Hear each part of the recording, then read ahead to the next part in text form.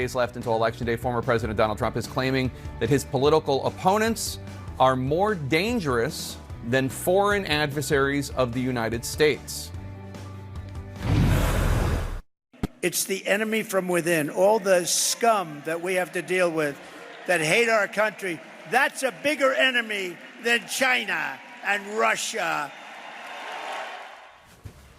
The quote, enemy from within, is a phrase that the former president repeated yesterday in an interview on Fox. We have the outside enemy, and then we have the enemy from within. And the enemy from within, in my opinion, is more dangerous than China, Russia, and all these countries. Trump went on to suggest how he might handle these so-called enemies from within on Election Day should he win in November. We have some sick people, radical left lunatics, and I think they're and it should be very easily handled by, if necessary, by National Guard, or if really necessary, by the military, because they can't let that happen. So who exactly are these enemies from within that Mr. Trump says he would consider deploying the military or the National Guard against? Someone that, as Trump suggests, poses a greater threat to national security than Russia or China. Who are they? The thing that's tougher to handle are these lunatics that we have inside, like Adam Schiff, Shifty Schiff.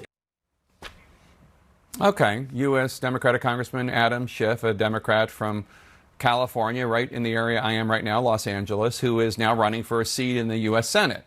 He was the lead prosecutor in Trump's first impeachment trial. So, as a factual matter, stripping this of all adjectives and any bias, the Republican nominee is telling you that as commander-in-chief, he will contemplate using the United States military or National Guard to go after his political opponents, including Democrats, such as the likely next U.S. Senator from California, Adam Schiff. That's what he's saying. And he is referring to his political opponents here in the United States, Americans, as the enemy, as scum, as a bigger and more dangerous enemy than China or Russia.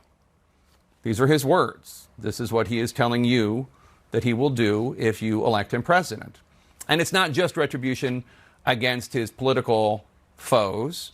Mr. Trump is also making comments that seem to be getting darker about migrants, immigrants, undocumented workers in this country, people who came across the country, across the border illegally. You'll remember in 2015 when Mr. Trump launched his presidential bid, and so he said this about immigrants.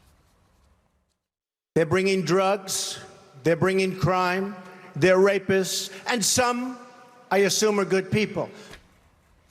Today, gone is the acknowledgement that some are good people. Instead, Mr. Trump's closing campaign message sounds more like this. We're like an occupied country. We got people taking over parts of Colorado. We have people taking over other states. A lot of states don't want to talk about it because they're embarrassed. The governor's embarrassed. The mayors are embarrassed. But it's no different, really, than if we lost a war. He is referring to the United States as occupied, saying it's no different than if we had lost a war.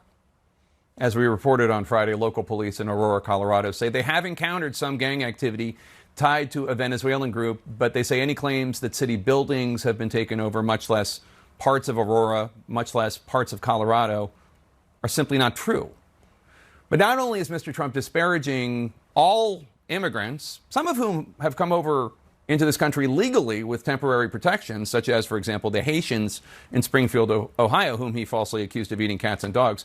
Mr. Trump is also claiming that these migrants pose a direct threat to your family and to every family across the nation. The children are in danger. They can't go to school with these people. These people are from a different planet.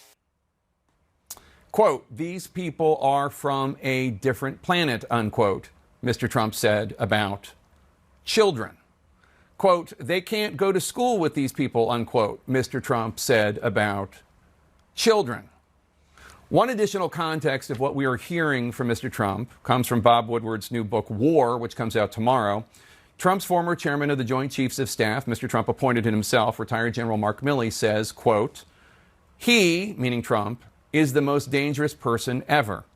Now I realize he's a total fascist. He is the most dangerous person to this country, unquote. The Trump campaign's response to that was to say, quote, woke train wreck Mark Milley clearly suffers from Trump derangement syndrome, and it's no surprise he pals around with a washed-up fiction writer like Bob Woodward to peddle lies and misinformation, unquote. Woodward, of course, is one of the most respected journalists of our time.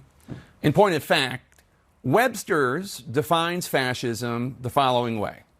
Quote, a populist political philosophy, movement, or that exalts nation and often race above the individual, that is associated with a centralized autocratic government headed by a dictatorial leader, and that is characterized by severe economic and social regimentation and by forcible suppression of opposition, unquote. You can be the judge as to whether General Milley's characterization sounds like with what Mr. Trump is proposing out there on the stump, live for everyone to hear.